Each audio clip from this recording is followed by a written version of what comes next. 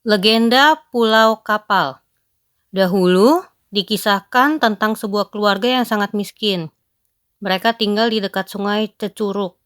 Untuk memenuhi kebutuhan sehari-hari, keluarga tersebut hanya mengandalkan hasil dari menjual buah-buahan dan dedaunan ke pasar yang didapatnya dari dalam hutan.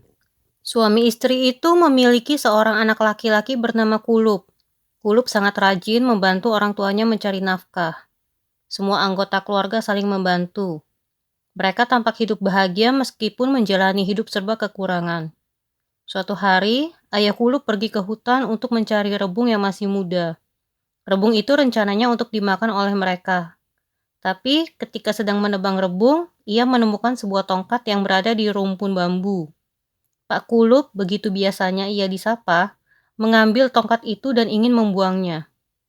Sebelum niatnya terlaksana, ia memperhatikan tongkat itu dengan teliti. Ia menganggap tongkat itu bukan tongkat sembarangan. Karena penasaran, dibersihkanlah tongkat tersebut. Benar saja, setelah kotoran yang menempel berhasil dibersihkan, terlihat kilauan intan, permata, dan batu merah delima yang bertabur di tongkat tersebut. Siapakah pemilik tongkat ini? Pasti ia merasa kehilangan, pikir Pak Kulup kebingungan. Di tengah kebingungan, Pak Kulup memutuskan untuk membawa pulang rebung dan tongkat berharga itu. Setibanya di rumah, Pak Kulup hanya melihat si Kulup yang sedang tiduran karena kelelahan mendorong kereta. Sementara itu, istrinya sedang bekerja di rumah tetangganya. Dengan perasaan yang tidak menentu, Pak Kulup bergegas menyusul istrinya di rumah tetangganya. Setelah menjemput istrinya dalam perjalanan pulang menuju rumahnya, Pak Kulup menceritakan kejadian yang dialaminya. Mendengar cerita itu, sang istri pun terkejut. Bagaimana mungkin ada tongkat yang sangat berharga berada di dalam hutan belukar? Pikir Ibu Kulup. Tidak terasa mereka telah sampai di rumah. Pak Kulup, istrinya, dan si Kulup merundingkan benda temuan itu. Bagaimana kalau kita simpan saja tongkat ini? Siapa tahu ada orang yang merasa kehilangan dan mencarinya, usul Pak Kulup. Tapi mau disimpan di mana tongkat berharga itu, Pak? Kita kan tidak punya lemari untuk menyimpannya. Jika diletakkan di luar, aku takut tongkat ini malah dicuri orang, risau istrinya. Bagaimana kalau kita jual saja tongkat berharga ini agar kita tidak repot menyimpannya, usul Kulup. Dengan berbagai pertimbangan, akhirnya mereka sepakat untuk menjual tongkat temuan itu.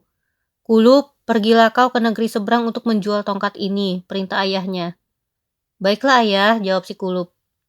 Beberapa hari sudah Kulup pergi ke negeri seberang untuk menjual tongkat berharga. Akhirnya tongkat itu pun dibeli oleh seorang saudagar kaya dengan harga yang cukup tinggi. Namun, Kulup tidak segera pulang ke rumahnya. Ia memilih tinggal di rantauan menjadi orang yang kaya raya. Kehidupan Kulup berubah total. Kini ia berteman dengan para bangsawan dan saudagar kaya.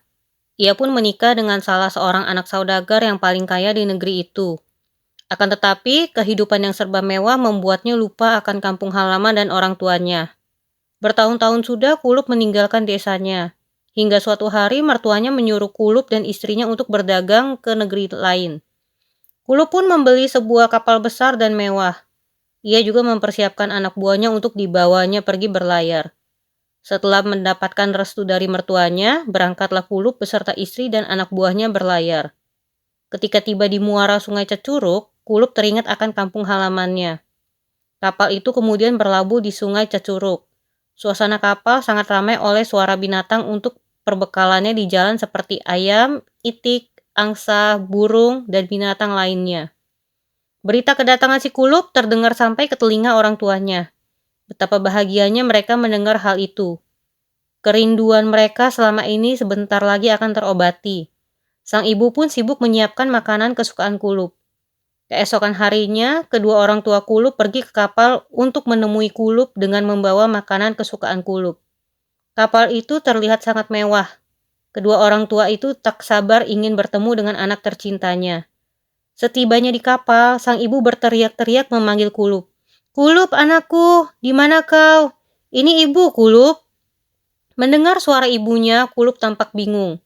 Ia malu jika sampai orang lain mengetahui bahwa orang tua yang berpakaian kumal dan tampak miskin itu adalah ayah dan ibu kandungnya. Siapa kalian? Cepat pergi dari kapalku, teriak si Kulup. Kami adalah ibu dan anakmu, nak. Apa kau sudah tidak mengenali kami lagi? Ibu juga sudah membawakan makanan kesukaanmu, jawab ibu Kulup dengan nada sedih. Makanan apa ini?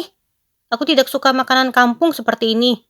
Perlu kalian tahu, orang tuaku adalah seorang saudagar kaya, bukan gembel seperti kalian.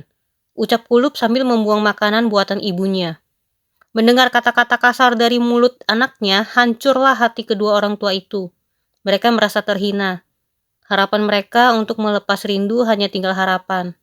Anak yang sangat dicintainya telah berubah menjadi anak durhaka. Setelah pergi meninggalkan kapal si Kulup, si ibu yang tidak dapat menahan amarahnya dengan emosi berkata, "Jika saudagar yang kaya itu adalah benar anakku si Kulup, biarlah kapal besar itu karam selamanya." Kedua orang tua Kulup kemudian kembali ke rumah dengan hati yang terluka. Tidak berapa lama, setelah kepergian mereka, tiba-tiba muncul badai besar dan gelombang laut yang sangat tinggi menerjang kapal si Kulup. Akhirnya kapal besar itu pun terombang-ambing dan terbalik. Semua penumpang tewas dalam kejadian itu. Beberapa hari kemudian, di tempat karamnya kapal milik si Kulup, muncul sebuah pulau yang menyerupai sebuah kapal. Pada waktu-waktu tertentu, di kapal tersebut terdengar suara-suara binatang bawaan si Kulup yang berada di kapalnya. Sekarang pulau itu bernama Pulau Kapal. Pesan moral dari cerita ini adalah, kisah ini mirip dengan kisah Malin Kundang yang berasal dari Sumatera Barat. Dari kisah ini, dapat diambil hikmah bahwa perbuatan durhaka kepada kedua orang tua akan membawa bencana untuk diri sendiri. Sebab, perbuatan durhaka termasuk dosa besar yang sangat dibenci oleh Tuhan.